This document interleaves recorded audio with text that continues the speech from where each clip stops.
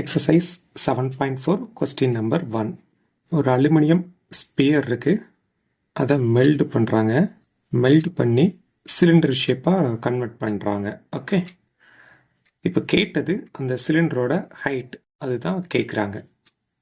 அப்போ ஒரு ஷேப்பை இன்னொரு ஷேப்பாக கன்வெர்ட் பண்ணுறாங்க அப்படின்னா அந்த இடத்துல வால்யூம் ஃபார்மில் தான் யூஸ் பண்ணணும். ஓகே, அப்போது வால்யூம் ஆஃப் தி சிலிண்டரும் வால்யூம் ஆஃப் தி ஸ்பியரும் ஈக்குவலாக இருக்கும்.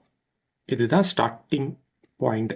ஓகே, சிலிண்டரோட ஹைட்டு தான் கேட்குறாங்க. அப்போ நான் சிலிண்டர்லேருந்து ஆரம்பிக்கிறேன். Okay, volume of cylinder is equal to volume of sphere.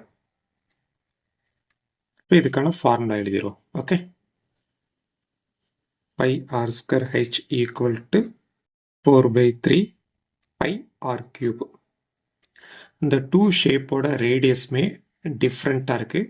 அதனால் வேரியேஷனுக்காண்டி இதை ஆர், இதை R1 அப்படின்னு கொடுத்துக்கிறேன். ஓகே, இப்போ கேட்டது ஹைட்டு.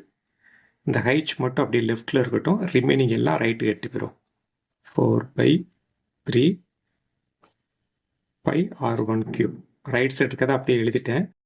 இப்போ லெஃப்ட் சைடு இந்த ஹைட்ஸுக்கு முன்னாடி இருக்குது பார்த்தீங்களா, பை ஆர் ஸ்கொயர். அது மல்டிப்ளிகேஷன் இருக்குது. அப்போ லெஃப்ட்லேருந்து ரைட் வரும்போது டிவைடில் வந்துடும். Pi r square. இந்த பை கேன்சல் பண்ணிடலாம். நியூமரேட்டரில் 4 இருக்குது. R1 cube. ஸ்பியரோட radius 12 centimetre. 12 inch 12 inch 12 cube இருக்கிறதுனால 3 டைம்ஸ் எழுதிட்டேன்.